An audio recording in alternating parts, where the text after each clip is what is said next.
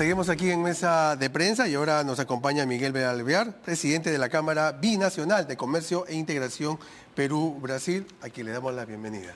¿Cómo está? Bien, buenas noches. Gusto de verlo también. Y empezar justamente primero, a ver, ¿qué le parece lo de la Presidenta de la República en este comentario que ha hecho? En el comentario referente Al Reinfo. ¿Ah? Al Reinfo. Al Reinfo, bueno, es un tema pues que ha creado un problema enorme en toda la actividad formal por la situación que estamos en el país, surgidos de mayor inversión, de desarrollo, de trabajo, y toda esta situación irregular debilita la situación del país y restringe la actividad formal, ¿no? Por eso es que ha habido una reacción de todas las cámaras, liderada obviamente por la CONFIEP, la Cámara, digamos, de Comercio, de ADEX, etcétera, en la COMEX, y hoy día todo el empresariado formal del país está unido, rogándole al gobierno que realmente tiene que tomar una posición. Nosotros nos estamos jugando el futuro del Perú. Parte de este encuentro que tenemos tiene también que ver con eso. O sea, nunca como país, en los 200 años y pico de república, hemos tenido la oportunidad como la vigente, porque el 70% de la demanda mundial del comercio ha estado de 1890 hasta 1970, en esos 80 años, en las costas de Nueva York y 7 puertos europeos, incluyendo la conexión a lo que fue la Unión Soviética. Entonces, para un país como nosotros en Perú, el querer vender, desarrollarnos, baja al estrecho de Magallanes, da la vuelta, sube en el Atlántico. Entonces decían, el Perú es un país que 28 de los 32 climas del planeta coexisten en el territorio del Perú. O sea que agrícolamente es una potencia, pero a ver si el Perú, ¿por qué no siembra azúcar, café, algodón, azúcar? Sí, pues el Perú empezó a querer sembrar el algodón, pero dada la vuelta y la Argentina lo producía, Brasil lo produce, el café y el azúcar para venderlos en las costas de Nueva York. Entonces, de 1970 al 2020, estos 50 años, y sobre todo por el peso enorme del desarrollo de California en Estados Unidos, el mundo ha ido migrando al Asia-Pacífico. Y entonces a cifras del 2020, 2/3 de la demanda mundial del comercio ya no están en las costas de Nueva York, sino está frente al Perú, y lo que nos separa ahora directo con Shanghái solamente es del mar. Se cumplió la frase de Lucho Banquero de 1964, cuando antes de morir dijo, el futuro del Perú está en el mar. Y obviamente por una visión, digamos, que él tenía, pero que en el fondo reflejó una frase que quedó sellada para la historia, porque ahora está frente a nosotros. Este fenómeno durará del 2020 al 2050. Son 30 años. En la última reunión que pude participar en el 2021 en Nueva York, donde fueron 12 presidentes integrantes, éramos alrededor de, no llegábamos a 40 y tantas personas, y fue un privilegio poder estar asistiendo. Y ahí se planteó el futuro 2020-2050. Y en esa reunión se dijo, China, el año 2030 será el mayor PBI del planeta, tiene 1.450 millones de habitantes, tiene una clase media de 400 y pico millones, pero alrededor de 200 hablando inglés. Claro. Mientras la India se prepara desarrollándose hacia el 2050, donde la India al 2050 llegará a ser un país de 1.650 millones de habitantes, una clase media de 500 y pico millones. Ahora mirar no solamente el mar, sino ya estamos mirando el este, ¿verdad? Estamos mirándolo a Brasil, pero Brasil nos está mirando primero a nosotros. Obviamente porque ¿no? Brasil, consciente de este mundo nuevo que ya no está en el Atlántico, no, que migró al Pacífico, el Brasil evidentemente, el Brasil tiene 10 fronteras en América del Sur y el Perú tiene 5. Entonces, la particularidad para nosotros es que Brasil es 7 veces el territorio del Perú, 7 veces el PBI del Perú y 7 veces la población del Perú. O sea que ese país necesita competir en el mundo del Pacífico a través de la alianza con el Perú. Por eso fue lo que suscribimos con el presidente Lula el Tratado de Libre Comercio. Ahí estamos viendo justamente un mapa, ¿verdad?, en el que justamente sale de las costas del Atlántico en Brasil y recorre todo el territorio brasileño, ¿no? ¿Correcto? Sí. Se supone que va a salir por Pucallpa, si es que se llega a concretar en algún momento. Bueno, veamos. Este es un tema que tiene pues un proceso. El Tratado de Libre Comercio con Brasil lo firmamos en el año 2003. Iban a ser 8 años, pero en ese tiempo el gobierno dijo 12 y llevó el proceso hasta el 2014. En el 2014, que cayó el arancel, finalmente vino el tema de poder desarrollar la conexión con Brasil, cómo nos integramos. Entonces se analizó el escenario del norte, el escenario del centro y el escenario del sur.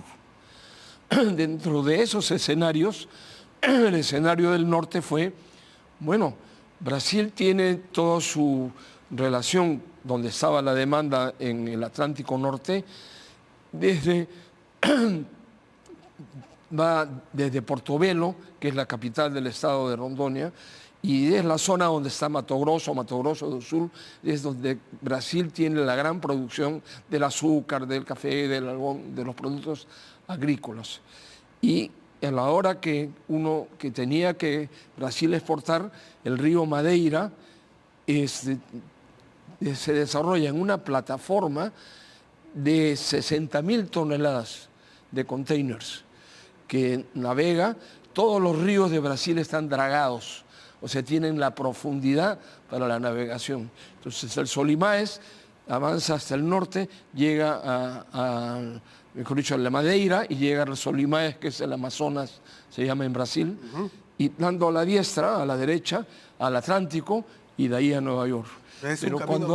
Pero cuando ahora Brasil se dice, tienes que doblar a la izquierda, vas hasta Tabatinga, que es la frontera con Perú, y resulta que el Perú no ha dragado el Amazonas, no ha dragado el Ucayali, no ha dragado el Marañón, no ha dragado el Guayaga. Entonces, ante esta realidad, en las reuniones bilaterales que tuvimos con el presidente Lula acá en Lima en el 2012, se dijo, vamos a un proceso de integración porque el mundo está migrando hacia el Pacífico. Ya no va a ser, digamos, el mundo en el Atlántico Norte, sino frente a nuestras costas. Entonces, para tomar esa decisión, en la reunión que tuvimos, fue planteada una serie de alternativas de salida. En el caso del norte, se dijo, bueno, hay que dragar el Ucayali, el Marañón, el Guayaga, el Amazonas. Entonces se dijo, ¿por qué? Porque una plataforma en el río Madeira y en el Amazonas de por medio lleva 60.000 toneladas de containers y es empujada por 2 motores que reemplazan a 170 camiones de 30 toneladas cada uno. La diferencia del costo del transporte es gigantesca por ese motivo. Y se dijo, bueno, entonces el Perú lo que hay que hacer es también dragar los ríos para poder tener la misma posibilidad. Correcto. Llegó el gobierno de Kuczynski, se inició con la convocatoria de las dragas, ganó un consorcio chino, 90%, y un 10% una constructora de por medio, y las dragas llegaron al Perú en diciembre 2018. En enero del 2019 fueron llevadas a Yurimaguas. Y todos los años, cada 6 meses, me he ocupado de hablar con la gerente del consorcio de las dragas. ¿Cuándo comienza el Perú a dragar el Ucayali, el Marañón, el Guayaga? ¿Y qué le han dicho?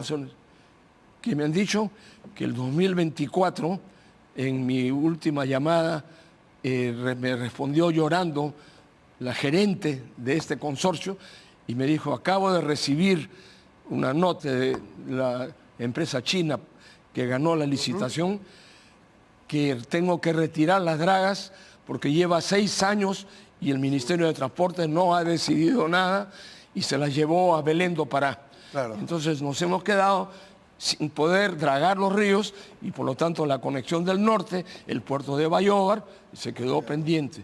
Pero entre tanto el puerto de Bayóvar, la NASA decide hacer la nueva estación satelital. Corea del Sur toma ETEN, ahora va a desarrollar la construcción de barcos de guerra del Perú y va a desarrollar otros proyectos concurrentes. Uno quiere en Chancay usar la ruta del norte, pero como el Perú no dragó sus ríos, vamos a hacer unas preguntitas acá de mis colegas que quieren hacer bueno. preguntas, por favor. Mi pregunta es si el Perú participa en esta mesa de decisiones con respecto a la construcción de este tren, ¿no? Y en qué en qué nos podría beneficiar a los peruanos de alguna forma de que esta construcción pase por nuestro país, porque tiene que haber también algún tipo de beneficio para nosotros, ¿no? No necesariamente tiene que pasar. El litoral del Perú son 3.000 kilómetros en América del Sur, del litoral en el Pacífico. El tema es la falta de precisiones. Han negociado Brasil y China y el Perú no ha participado de esta negociación. Está en la mesa. Y ahora resulta que han tenido que anunciar diciendo: llegamos hasta el estado de Acre y vamos a estar en Río Branco o en Tabaté. Y de ahí han guardado silencio. Me imagino por respeto, porque como el Perú no ha participado en la conversación y en esta decisión, tienen que naturalmente negociar con el Perú. Nosotros en el Perú somos los que tenemos que decidir la ruta finalmente que vamos a tomar. Y obviamente una ruta era, si el Perú hubiera dragado sus ríos, hubiera tenido la conexión para poder hacerlo por los puertos del norte. Si el Perú hubiera construido la carretera, sabiendo el futuro que venía, que ya no era norte-sur, sino este-oeste, hubiéramos tenido la posibilidad. Entonces Chancay ahora depende. ¿Pero qué depende de qué? Entre Pucallpa se fue construyendo la carretera hacia Chancay. Se construyó la carretera de Pucallpa a Tingo María. De Tingo María se avanzó un 70% de la carretera y estamos a 30 kilómetros de Chancay. Pero resulta que para llegar ahí hay el problema de que en la ciudad que se llama en Brasil, en el mismo estado de Acre, cuya capital es Río Branco, está la ciudad de Cruzeiro do Sul. O sea que se ha construido una carretera asfaltada hace 7 años a Cruzeiro do Sul, para que de Cruzeiro do Sul a 300 kilómetros queda Pucallpa. Pero resulta, yo lo he sobrevolado 2 veces, entre el río que, digamos, separa a ambos ciudades, tiene un problema interno donde abajo hay una zona de pantanos. Son como 60 kilómetros que están de pantanos.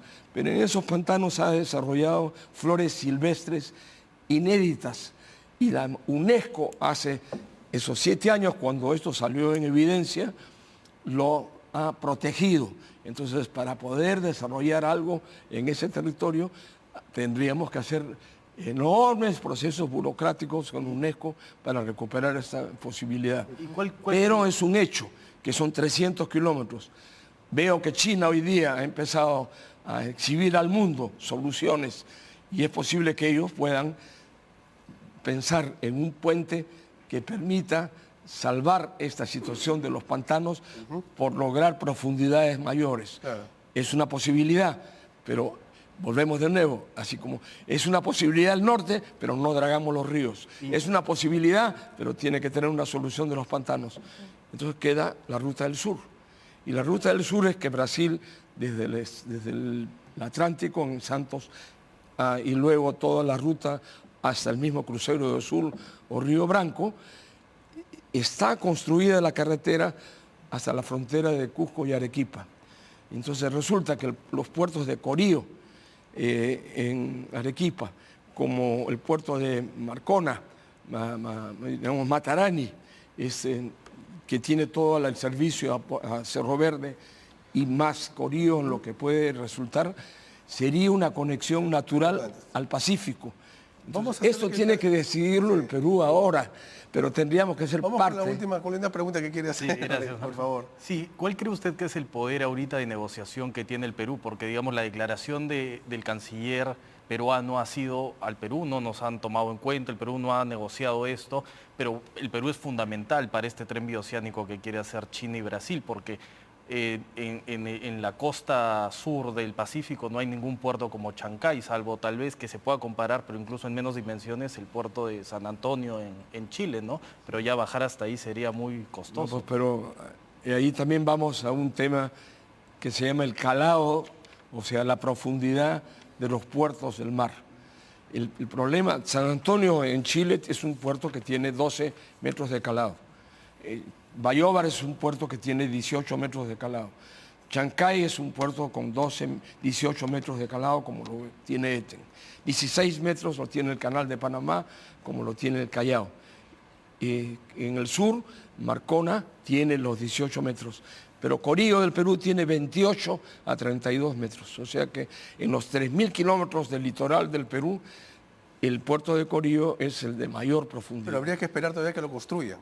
Y eso todavía va a pasar mucho Pero tiempo. si el Perú no ha construido ningún otro, o sea, el gran problema es igual. Tiene el Callao construido y tiene Chancay construido. Ahora el Perú tiene que buscar una conexión marítima de poder conectar Callao con Chancay, porque ambos representan 2/3 del movimiento mercantil del Perú. Eso es un fenómeno que tiene que ser afrontado. Pero en paralelo, no dudar las decisiones que tenemos que hacer. Hay que conectar el sur, el centro y el norte del Perú. El futuro ya no es norte-sur, el futuro del mundo es este-oeste. Estamos frente al Brasil, 7 veces al Perú. Tanto lo he repetido en Brasil con el presidente Lula. Don Miguel, muchas gracias. Bueno. Muy amable, muy amable. Como decía Polo Campos, unía la costa, la sierra y la selva. ¿Verdad? Algo así. ¿Perdón? Como decía Polo Campos, le digo, unía la costa, la sierra y la selva. Ah, ¿No? evidente. Algo así. Muchas gracias. Emparrillar al Perú. Muy amable, muchas gracias. Nosotros volvemos con el tema de las futuras elecciones, a ver si hay alianzas o no para las próximas elecciones presidenciales. Con eso volvemos.